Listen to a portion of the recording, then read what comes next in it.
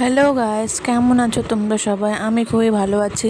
তো গাইস, আমি চলে আসলাম আপনাদের কাছে নেক্সট ভিডিও নিয়ে। তো গাইস দেখো, আমি আজকে কী বানাচ্ছি।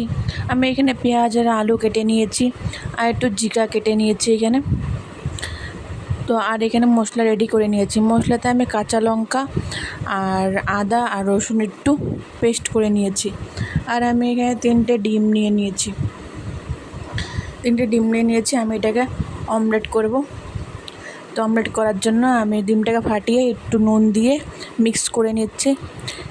এটাকে ভালো করে মিক্স করে আমি কড়াই গরম করে দিয়েছি। দেখো, কড়াইয়ের মধ্যে আমি ডিমটা অমলেট করে আমি এটাকে কেটে নিয়েছি।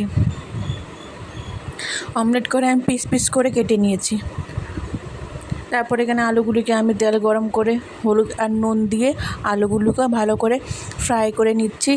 তারপরে আলুটা যখন একটু ফ্রাই হয়ে যাবে, তারপর আমি এখানে জিকাগুলি দিয়ে দিব।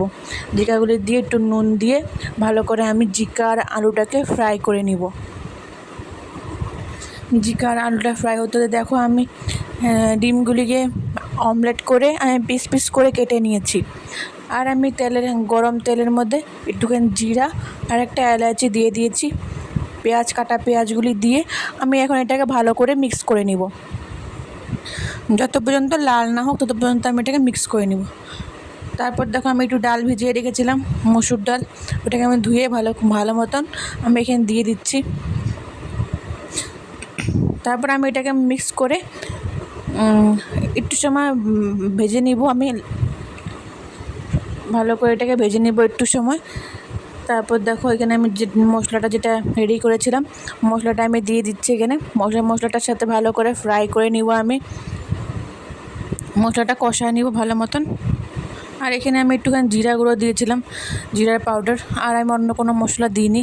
তারপর দেখো, কুকারের মধ্যে আমি সব ঢেলে দিয়েছি, আলুগুলি, ডিম আর একটুখানি সামান্য জল দিয়ে আমি কুকারে সিটি মারে নিব একটা। দেখো, সিটি মারা হয়ে গেছে। এখন আমি ঢাকনা খুলে দেখাচ্ছি আপনাদেরকে।